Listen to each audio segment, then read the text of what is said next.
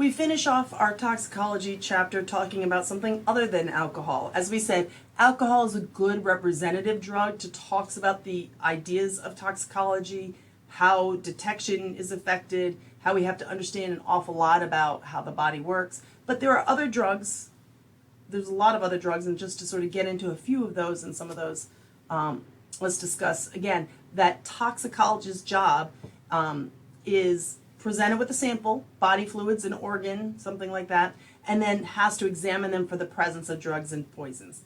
We saw this in the drug chapter that, again, supportive evidence was needed. So we talked about in the drug chapter that when you send in a pure drug sample that's not in a body part, that you need to any sort of additional evidence of paraphernalia found, how that person was behaving, that might have indicated it. So different things, putting it in its original container that you find it in, help to narrow it down to a limited number of drug tests. Similarly, supportive evidence is needed. So the victim symptoms, if it's a death case, looking at other pathology of, the coroner's report about other things that were found, an examination of their personal effects, looking for paraphernalia, right? Or other things that might help suggest it. Otherwise, the toxicologist has to use some general screening procedures to sort of narrow it down to some possibilities. So again, that supporting evidence becomes really important to the toxicologist to sort of narrow the focus of what they're looking for. We're still going to have a strategy of screen then confirm. When we were talking about drugs, we said in the field we try to screen, and then there would be confirmation at the lab. The toxicologist has to do the screening. We don't have color tests that can be done out in the field, so the screening gets done by the toxicologist. So there'd be a screening to sort of get it down to a smaller level of possibilities, and then confirmation tests once they think they know what it is. So this general screening, one of the general screening possibilities might be separate and test for acidity. So it turns out certain drugs tend to be acidic and certain drugs tend to be basic. So we can test something called pH to sort of look at these possibilities of, okay, I'm sort of narrowing it down to I think it's going to be one of these drugs. So that only breaks it in half, but it's still a start. That would be an example of a screening procedure. There's other ones, so we can still use GC as a screening test to kind of get a vague idea of what it might be. And then they have these tests called immunoassay that are sort of a biology test that are testing specificity for a certain drug that kind of can help. Once we get down to, I think I know what it is, then the toxicologist can do a GC-MS, so a gas chromatography mass spec. That was also our standard test for drugs themselves. There is going to be some sort of extra factors of understanding that it's being metabolized, and so we have to sometimes look for different things. We talked about this. This is the same one we use to detect drugs. Here's my GC, and I separate them out into different components based off a boiling point. Each of these components, each of these peaks gets sent into a mass spectrometer, and I get a spectrum from each of these that can uniquely identify what the compound is, and I can kind of do some testing. Don't forget that we have this thing, we're going to call these metabolites. In the human body, these drugs are being converted into something else. In the case of alcohol, we said it's being oxidized into CO2, into acetic acid, which then turns into CO2 and water. So maybe I won't detect the alcohol, but I could detect the acetic acid. Or maybe I'm detecting the carbon dioxide in the water.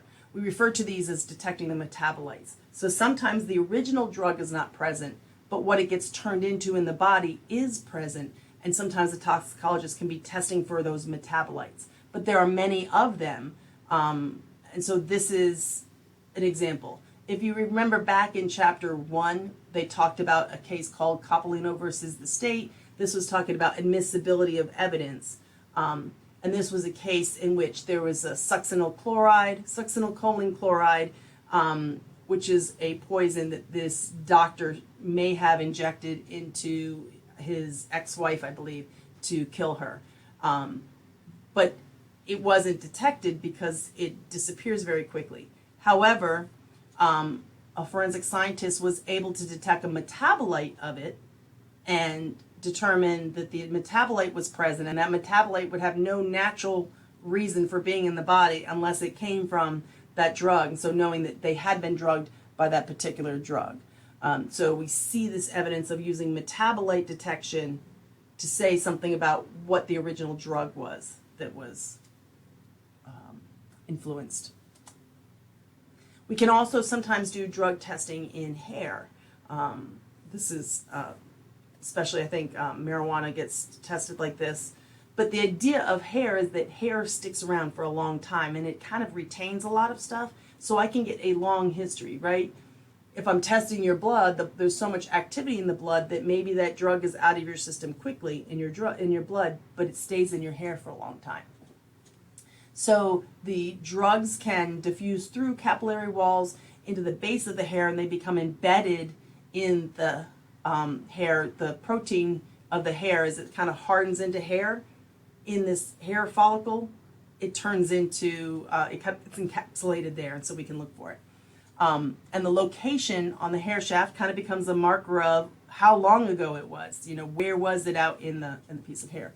And based off of the growth rate of hair of about 1 centimeter per month, they can analyze segments of hair to look for a timeline of drug use.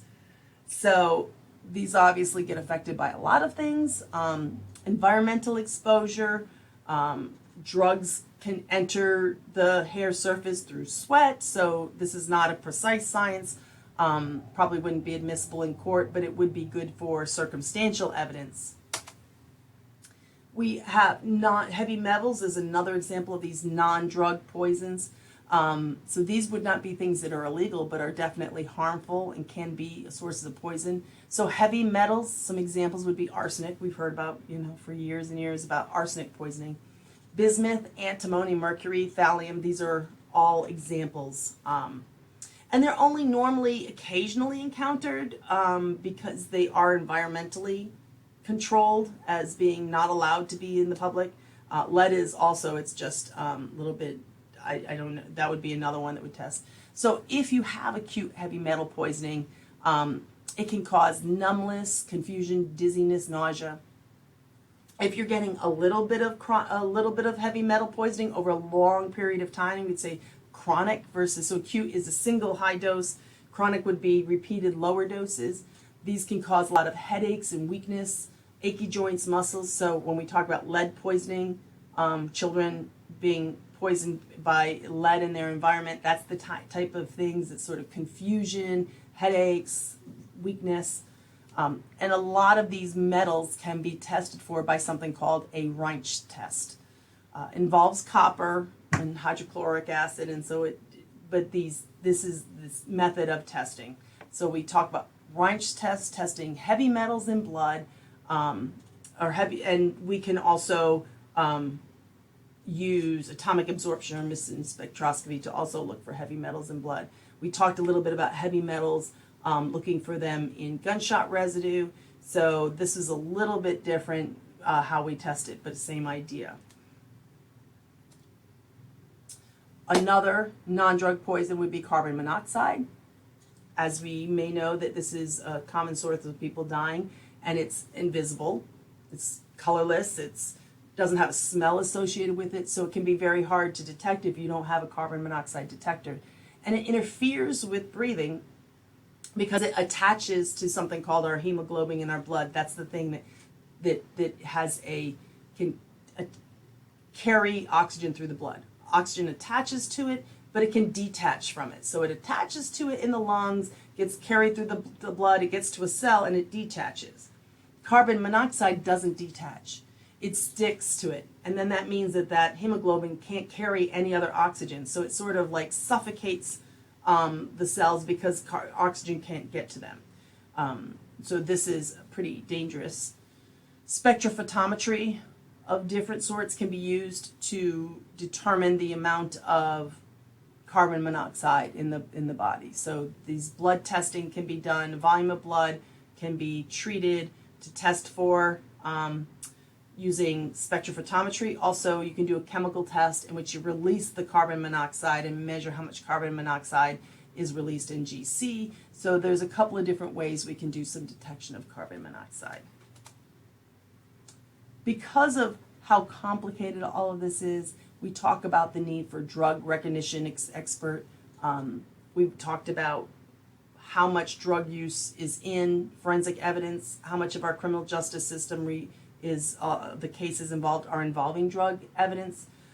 We've talked about this complication of there's so many possible that these confirmation tests can only test for one drug, and there's so many possible drugs, and then the metabolism of drugs is so complex that we really need to have people who are in the field who have specialty knowledge about drugs, and we call this the drug recognition expert. So these are people who can recognize symptoms, can recognize different sort of associated paraphernalia or other signs at the crime scene to give an indication of what drugs might be being used or what might have happened. So they can pair with the toxicologist to really be able to narrow down the list from infinite numbers of drugs to just a few drugs and saying, I'm pretty sure it was a barbiturate, I'm pretty sure. And this is a variety of different things. It requires somebody in the field, a police officer or another law enforcement officer who's specifically trained to be recognizing drugs. So this would be something that's definitely a lot of departments are stepping up with.